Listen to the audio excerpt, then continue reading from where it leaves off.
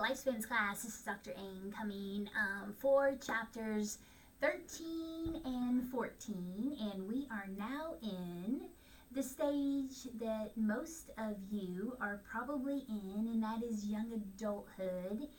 And according to Erickson, this is the battle between intimacy versus isolation, and we're looking at October 11th through the 17th, and reflective paper will obviously be due on the 17th. Next week is going to be another week for an exam, so exam 2 will be administered, and again, you have the entire week to do it, but you will have at limited time. Once the clock starts, then you'll need to complete the exam in that one setting. So chapters 13 and 14 and the young adult, hopefully you'll be able to pull off of some of your experiences, and just know that anything that is mentioned in the module here, as you open it, you can see that it will not apply to everyone. These are just generalizations, and again, I have the folder for chapters 13 and 14, and then various resources throughout, most of which are from the CDC. So good staple website to refer to when you're needing stats for a specific age group, especially health related. So one thing that I want to make sure that you do is to view the TED Talk that is available. And it is an interesting study, Harvard Medical School study that was conducted, and it is the longest standing study that has taken adults in young adulthood and just spanned throughout the remaining of the lifespan. And the questions that were posed in this study are, what makes someone fulfilled? What is a fulfilling life? So when you get to the end of your life and you reflect back, what are the things that were most fulfilling? And the initial interview starts with young adult, which is the stage that we're studying this week. And it's generally from 20 to 40, roughly, is the young adult. And when you think about all the major things that are happening during that stage, so as an adolescent, we finally get ourselves somewhat figured out and figure out who we are. Now we got to go after it and make that happen in young adulthood. So the study interviewed and asked young adults, what is it? How will you know, and how will you determine if you are successful? So what are those things that you're chasing? Surprisingly, or maybe not so surprisingly, it was money and being famous for something, having notoriety about something in their life that they did and that they did well. So wanting to be an expert, if you will, in a certain area. And then financial reward. That's how young adults initially think that they will know whether or not they are successful. Then you fast forward the study to the end of life, when you're looking at later adulthood, and those things that were paramount to a young adult are at the bottom of the list for an aging adult and in advanced age, reflecting back on their life. And they don't care if they're famous, and they don't care how much money they have at that point. It tends to be the connections that were made, and feeling more of if they made a difference.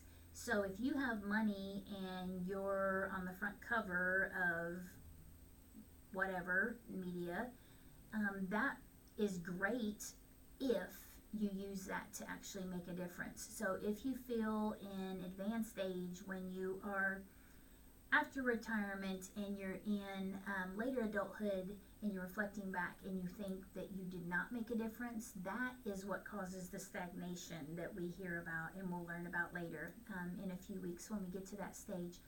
But watch that TED Talk, because it's really fascinating to see as they go through that of what people think that they're chasing, and then all the different stages and milestones that come in young adulthood. As we've mentioned, this is intimacy versus isolation. So this is trying to determine, do I need a significant other in my life to be fulfilled? Am I okay being single? Is that my choice, or is that because I haven't found anyone? am I going to go full throttle? If I'm trying to become an expert and infamous for something, and financial reward is how I'm going to determine success, a lot of times in the young adulthood, the individual thrust themselves 500% into their career, which may then push away that intimacy with someone, whether it be a spouse or even if you're in a married setting and you have kids. A lot of times this might be where you start to get that gap of choosing work over family, and trying to find that work-family balance at this stage. This is when the young adult will be trying to determine, am I going to rent or am I going to buy a home? What part of the country am I going to live in? If I'm looking at raising a family, where's that's going to take into consideration where I reside? Those aspects you're trying to determine. Now you're peeling away from caregivers providing all your needs to now you're going to function independently.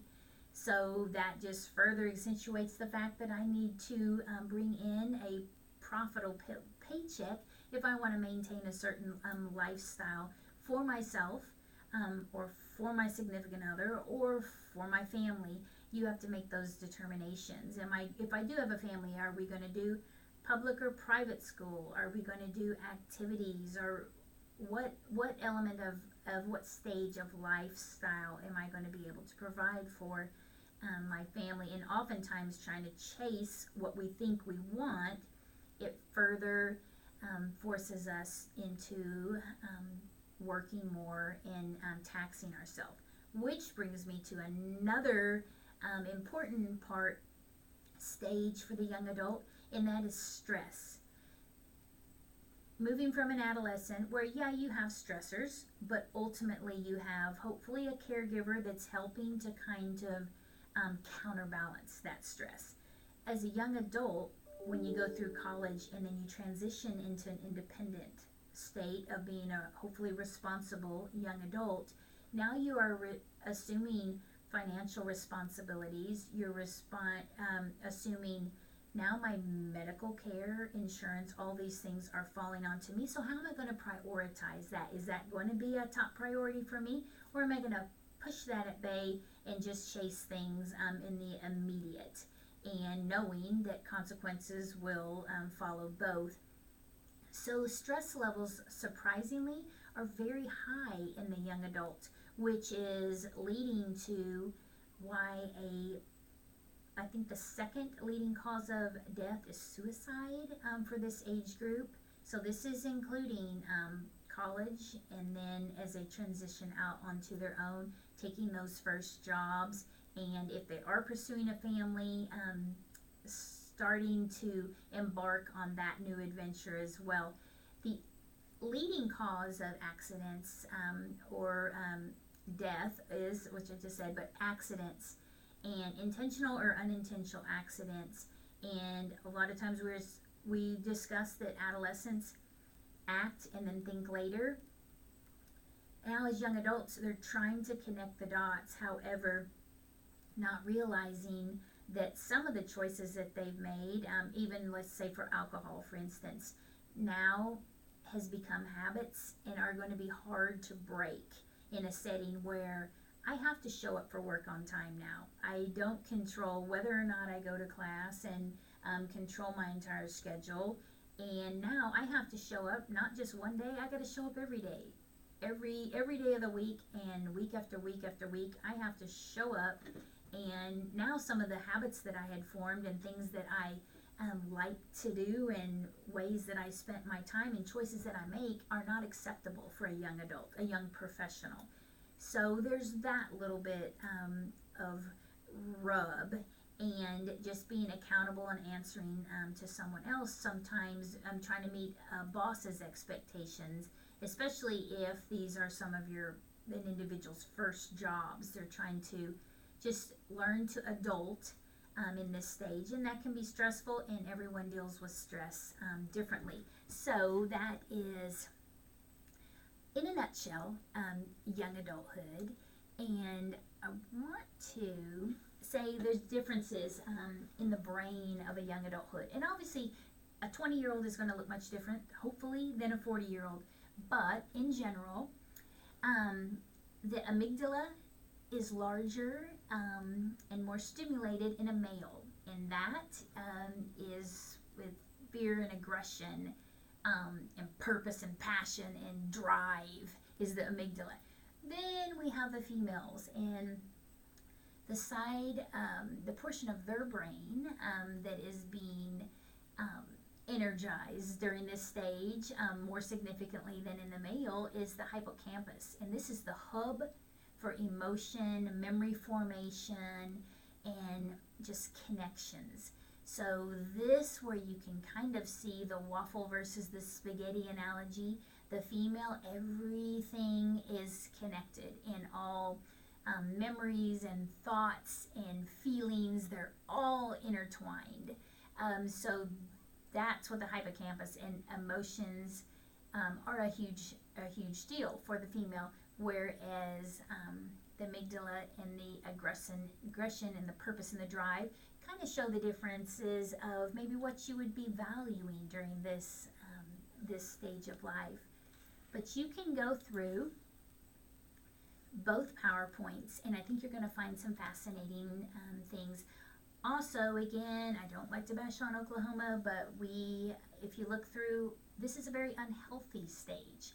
College is a very unhealthy stage in general for the young adult. And if we don't get it figured out as we transition into our professional roles and we're dealing with just the stressors of all the change, and if we don't get started off on a good note and on a strong foot to springboard us into adulthood with regard to health and nutrition and exercise, if we don't value our health at this stage, then we're going to be getting the well checks and getting just the different screenings that we need. If we don't value that, that is not going to present a good portrait once we get into middle adulthood. And that's when things will either be strong or kind of come crashing down on us. So the choices that a young adult makes, again, we need to fast forward and see what that will look like and what that will unfold into in middle adulthood.